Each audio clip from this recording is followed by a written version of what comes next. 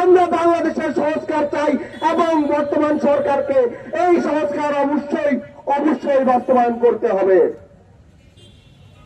প্রিয় উপস্থিতি, আমরা দেখতে পারি সংসদে বিএনপি এবং তার যে প্রধানমন্ত্রী সহ স্বরাষ্ট্রমন্ত্রী তারা বারবার নিজেদেরকে জুলাইয়ের পক্ষ শক্তি হিসেবে হাজির করেন, বারবার নিজেদেরকে জুলাইয়ের পক্ষ শক্তি হিসেবে জাহির করেন।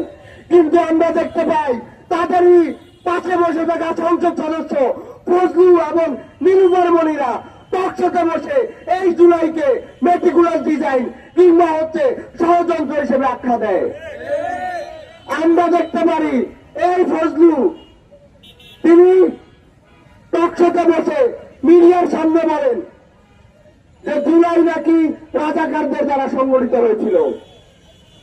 আপনি যদি জুলাইয়ের পক্ষ শক্তি হয়ে থাকেন মিস্টার প্রধানমন্ত্রী, তাহলে অবশ্যই আপনার পাশে বসে থাকা এসব কুলাঙ্গারদেরকে শাস্তি করতে হবে।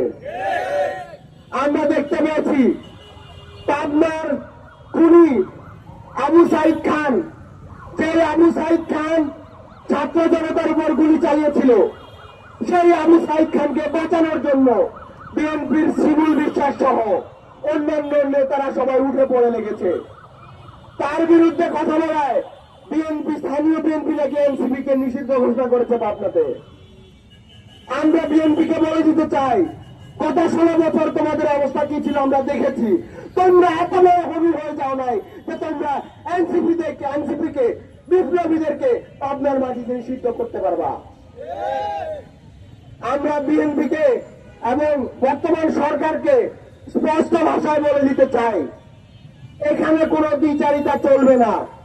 আপনারা অলরেডি গণভোট নিয়ে বাংলাদেশের মানুষের সাথে প্রতারণা করেছেন। দ্বিতীয়বার আর কোনো প্রতারণার সুযোগ আপনাদেরকে দেওয়া হবে না। অবিলম্বে গণভোটের রায় বাস্তবায়ন করতে হবে, সংস্কার বাস্তবায়ন করতে হবে। আওয়ামী লীগের এই খুনিদের, সন্ত্রাসীদের বিচার অবিলম্বে বাংলার মাটিতে বাস্তবায়ন করতে হবে।